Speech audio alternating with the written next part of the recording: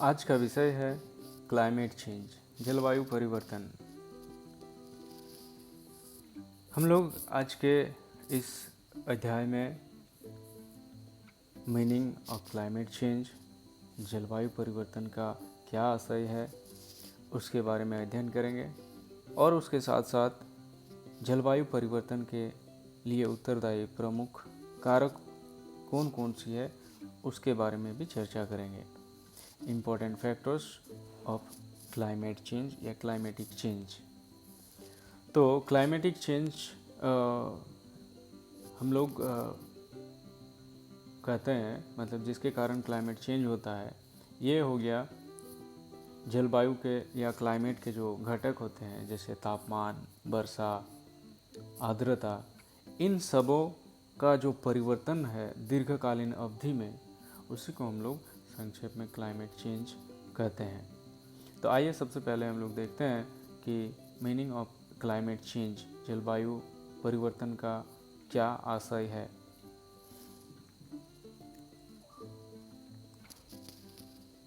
Meaning, point number A, meaning of climate change. जलवायु परिवर्तन जलवायु व्यवस्था की सांख्यिकीय विशेषताओं में होने वाला ऐसा परिवर्तन है जो दीर्घकालीन अवधि में अनुभव किया जाता है। इसी तरह से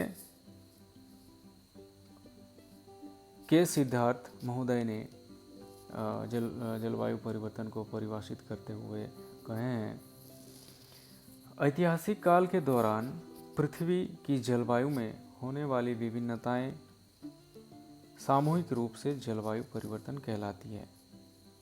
The variation in climate during historical time dating back to few thousand years collectively called climatic change। तो इन परिभाषा को समझने के लिए हमने यहाँ पर कुछ चित्र दिए हैं। इस चित्र में जो पहला चित्र है, ये चित्र पृथ्वी के जो आकृति पृथ्वी का है, जो आज से 220 मिलियन ईयर्स एगो का है, और जो लास्ट में जो चित्र दिख रहा है वो है 66 मिलियन ईयर्स एगो का। तो यहाँ पर इन चित्रों में पृथ्वी की जो आकृति है, महाद्वीपों की जो आकृति है, ये अलग अलग हम लोगों को दिख रहा है। तो इसमें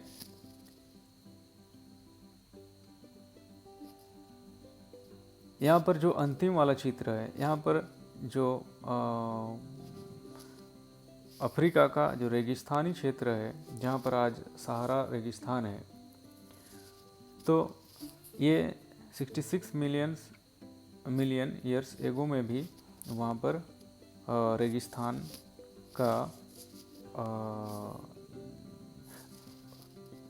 रूप देखने को मिल रहा है। लेकिन जो 90 मिलियन ईयर्स एगो का जो चित्र है, वहाँ पर हम लोग देख पा रहे हैं कि जो सहारा रेगिस्तान का क्षेत्र है, वहाँ पर समुंदर का ही एक भाग मिला हुआ है, और वो जो आमने सामने का सूखा क्षेत्र जो इस चित्र में सफ़ेद या थोड़ा सा भूरा रंग का दिख रहा है, येलो कलर का दिख रहा है, यहाँ पर ये ग्रीन कलर का दिख रहा है, मतलब वहाँ पर वेजिटेशन था, वनस्पति थी उस जगह पर। तो ये जो वनस्पति वाला क्षेत्र होता है और जो रेगिस्तानी क्षेत्र होता है, दोनों का जलवायु अलग अलग प्रकार का होता है। इसका मतलब ये ऐतिहासिक काल में आज से 90 मिलियन ईयर्स एगो वहाँ पर जलवायु एक प्रकार का था, और आज उसी क्षेत्र में जलवायु और एक प्रकार का हो गया है। तो इसी को हम लोग जलवायु परिवर्तन कहते हैं। और अभी हम लोग चर्चा करेंगे कि ये जलवायु का जो परिवर्तन है वो कैसे होता है, इसके लिए कौन कौन सा कारक उत्तरदायी है। तो हम लोग आ जाते हैं अब नेक्स्ट पॉइंट बी में, important factors for climatic change या क्लाइमेट चेंज। पृथ्वी की जलवायु गतिशील है, जो समय के अनुसार सदैव बदलती रहती है। और ये जो बदलाव है, ये कुछ प्रमुख कारणों से बदलती है, और इन कारणों को हम लोग दो भागों में बांटकर इसका अध्ययन कर सकते हैं। तो एक है प्राकृतिक कारण और दूसरा है मानवीय कारण। सबसे पहले हम लोग प्राकृतिक कारणों के बारे में जानेंगे। तो प्राकृतिक कारण में से एक है महाद्वीपीय संवहन। महाद्वीपीय संवहन से आशय है कि महाद्वीपों का संवहन होना, अर्थात एक स्थान से दूसरे स्थान पर स्थानांतरित होना। जैसे कि यहाँ पर पहला वाला जो चित्र है, ये 225 मिलियन ईयर्स एगो का है, और जो ये वाला चित्र है अंतिम में, ये वर्तमान पृथ्वी का चित्र है। तो दोनों चित्र में जो येलो कलर का दिख रहा है, ये महाद्वीपों के बारे में महाद्वीपों को वर्णन किया गया है, महाद्वीपों को दिखलाया गया है। और यहाँ पर हम लोग देख रहे हैं जो पहला वाला चित्र है, वहाँ पर महाद्वीप सब एक साथ जुड़ा हुआ है, और अंतिम वाला चित्र में महाद्वीप सब एक दूसरे से अलग होकर कहीं और जगह पर स्थित हो गया है। तो हम लोग जानते हैं कि जो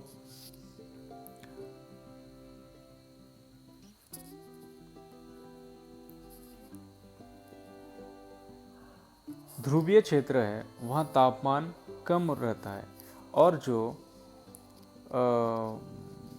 भूमध्य रेखीय क्षेत्र है, वहाँ तापमान ज़्यादा होता है। तो आज जो भूभाग भूमध्य रेखीय क्षेत्र में है, वहाँ पर तापमान ज़्यादा है, लेकिन जो भाग पहले भूमध्य रेखीय क्षेत्र में स्थित था, लेकिन ये महाद्वीपीय संवहन के कारण वो ध्रुवीय क्षेत्र की ओर चला गया है, या भूमध्य रेखीय क्षेत्र से कहीं दूसरे स्थान पर स्थित हो गया है, तो वहाँ का तापमान भी उसी अनुसार परिवर्तन हो गया है। और इस तरह से जलवायु का जो परिवर्तन है, ये इसके लिए महाद्वीपीय संवहन को एक प्रमुख कारक के रूप में माना जाता है। अभी हम लोग दूसरा पॉइंट में आ जाते हैं, जो कि प्राकृतिक कारणों में से एक है, वो है ज्वालामुखी विस्फोट। ज्वालामुखी विस्फोट से कैसे जलवायु का परिवर्तन होता है? तो ज्वालामुखी विस्फोट के समय बहुत सारे गैसें भूगर्भ से निकल जाती है। उनमें से प्रमुख है कार्बन डाइऑक्साइड, उनमें से है सल्फर डाइऑक्साइड, जलवाष्प, धूलकण, ये सब वायुमंडल में आकर फैल जाता है, और ये बहुत दिनों से चलते बहुत दिनों से जमा होते होते इतना ज़्यादा फैल जाता है कि सूर्य का किरण जो है वो पृथ्वी तक, भूपृष्ठ तक पहुंच नहीं पाता है, और ये ज़्यादा दिन से इस तरह स्थिति बने रहने के कारण उस क्षेत्र में तापमान में गिरावट आ जाती है, और वहाँ का जो जलवायु है वो भी धीरे धीरे परिवर्तित हो जाता है। नेक्स्ट है समुद्री धाराएं। समुद्री धाराएं ये कैसे जलवायु को नियंत्रित करता है, जलवायु को परिवर्तित करता है? तो हम लोग जानते हैं कि पृथ्वी के 3 भाग जल है और 1 भाग स्थल है, और इतने सारे जल होने के कारण तापमान को ये विशेष रूप से प्रभावित करता है। हम लोग जानते हैं, जो पहले भी हम लोग आलोचना किए हैं, कि भूमध्य रेखीय जो क्षेत्र होता है वहाँ पर चाहे स्थल भाग हो या जलीय भाग हो, वहाँ तापमान ज़्यादा रहता है, जबकि जो ध्रुवीय क्षेत्र है वहाँ पर तापमान कम रहता है। तो ये समुद्री जो धाराएं हैं ये एक स्थान से दूसरे स्थान प्रवाहित होते रहता है हमेशा, और इसी के दौरान जो ध्रुवीय क्षेत्र है वहाँ का जल भूमध्य रेखीय क्षेत्र में पहुँच जाता है, अर्थात ध्रुवीय क्षेत्र में कोल्ड वाटर या फिर शीतल जल भूमध्य रेखीय क्षेत्र गर्म जलीय क्षेत्र में पहुंच जाता है, और कभी कभी जो गर्म जल धाराएं हैं उसके साथ गर्म जल ध्रुवीय क्षेत्र में जाकर शीतल जल धारा के साथ मिल जाती है, और इस तरह से किसी स्थान के जलवायु को परिवर्तन करने में समुद्री धाराएं प्रमुख भूमिका निभाती है। यहाँ पर हम लोग देख सकते हैं चित्र में कि जो रेड कलर का एरो दिया हुआ है वो गर्म जल धाराएं हैं, वार्म करंट है, और जो ब्लू कलर का एरो से बनाया हुआ है वो कोल्ड करंट है। अब नेक्स्ट है चौथा पॉइंट में पृथ्वी का झुकाव। ये पृथ्वी का झुकाव भी जलवायु को परिवर्तित करता है। कैसे कि हम लोग देख पा रहे हैं कि ये पृथ्वी यहाँ पर दिया हुआ है और पृथ्वी सूर्य को प्रदक्षिण कर रहा है, और ये प्रदक्षिण करते के समय पृथ्वी का उत्तरी भाग कभी सूर्य के तरफ झुका हुआ होता है और दक्षिणी भाग सूर्य के विपरीत दिशा में रहता है, दक्षिणी भाग। और ये घूमते घूमते जब इस साइड पृथ्वी आ जाता है तो यहाँ पर साफ हम लोग को दिख रहा है कि पृथ्वी का जो दक्षिणी भाग है वो सूर्य की ओर झुका हुआ है, और जो उत्तरी भाग है ये उसके विपरीत दिशा में झुका हुआ है। तो हम लोग जानते हैं कि जब सूर्य के ओर झुका होता है जो भाग, वहाँ तापमान ज़्यादा हो जाता है, तो वहाँ उष्ण प्रकार की जलवायु होता है, और उसके विपरीत भाग में तापमान कम होने के कारण वहाँ जलवायु ठंडा हो जाता है। तो ये पृथ्वी का जो झुकाव है ये भी जलवायु परिवर्तन के लिए प्रमुख उत्तरदायी कारक है। अब हम लोग दूसरा जो प्रमुख कारण हम लोग बांटे थे, एक प्राकृतिक और मानवीय, ये हम लोग आ गए मानवीय कारकों में। तो मानवीय कारकों में से सबसे पहले है शहरीकरण। ये चित्र में दिख रहा है, बहुत सारा बिल्डिंग है, बहुत बड़ा बड़ा, और बड़ा बड़ा बिल्डिंग का मतलब ये हो गया ये शहर। तो ये शहर भी जलवायु परिवर्तन के लिए प्रमुख कारकों में से एक है। तो ये कैसे जलवायु परिवर्तन को बढ़ावा देता है? तो शहर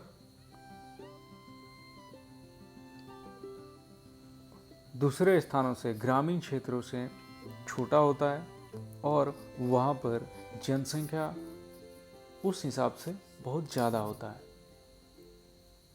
तो जनसंख्या ज़्यादा होने के कारण वहाँ पर जो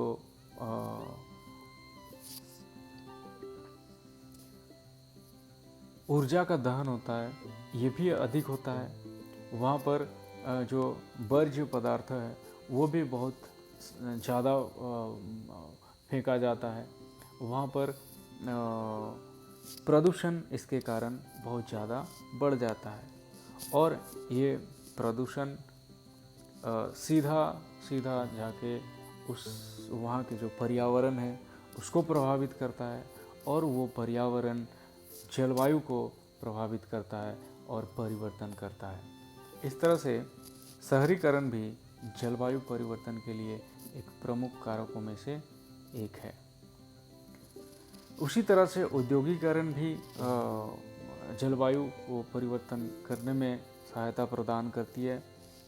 कि औद्योगिकीकरण मतलब हम लोग जानते हैं कि कारखानाओं का स्थापना और वहाँ से बहुत सारा धुआं निकलना, वहाँ से बहुत सारा केमिकल निकलना जो कि हमारे वायुमंडल में फैल जाता है, और धुआं के साथ साथ जो धूलकण होता है ये सब ताप शोषण करने के लिए बहुत ज़्यादा ताप शोषण कर लेता है, और ताप शोषण करते करते उस क्षेत्र का जो तापमान है उसको बढ़ा देता है, और इस तरह से वो उस क्षेत्र का जलवायु को उष्ण कर देता है और जलवायु को परिवर्तित कर देता है। इसी तरह से नेक्स्ट पॉइंट है वनोन्मूलन। तो ये चित्र से साफ साफ दिख रहा है कि पेड़ को काटा जा रहा है, हम लोग इसको अलग अलग चीज़ों में उपयोग करते हैं। तो ये सबसे पहले तो जानना पड़ेगा कि ये वनस्पति जो है, पेड़ पौधा जो है, ये कैसे जलवायु को प्रभावित करता है, ये करता क्या है, ये सबसे पहले जानना है। तो जलवायु बहुत सारे जो जलवायु के तत्व है, जलवायु के जो घटक है उनको नियंत्रित करता है। जैसे जहाँ पर ज़्यादा वनस्पति पाई जाती है वो क्षेत्र हमेशा उस क्षेत्र में हमेशा नमी बनी रहती है। उस क्षेत्र के जो वायु है वहाँ जल वाष्प तुलनात्मक रूप से ज़्यादा पाया जाता है, और उस क्षेत्र में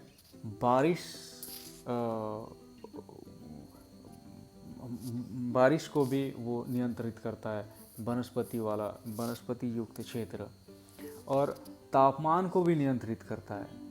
तो अगर कोई क्षेत्र में जहाँ वनस्पति है उसको अगर हम लोग काट देते हैं, उसको वहाँ से ख़त्म कर देते हैं, तो जलवायु के जो ये सब घटक है सीधा उन घटकों को ये प्रभावित करेगा, जिसके कारण उस क्षेत्र के जलवायु में परिवर्तन होना निश्चित हो जाता है। तो इस तरह से वनोन्मूलन या डिफॉरेस्टेशन भी जलवायु को प्रभावित करता है।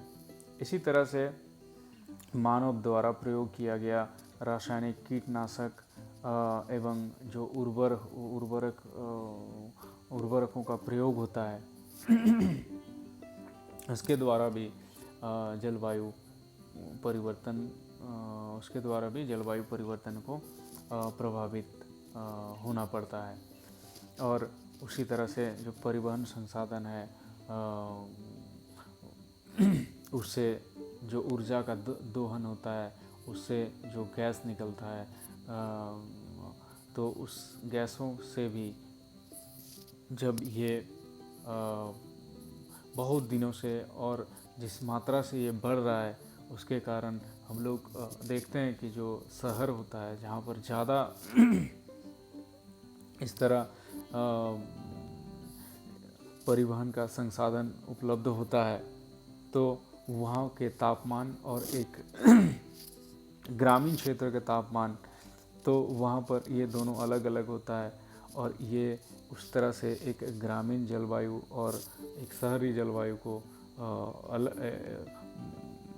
एक दूसरे से अलग करता है, और इस तरह से जलवायु परिवर्तन के प्रमुख कारकों में से ये भी एक हो जाता है।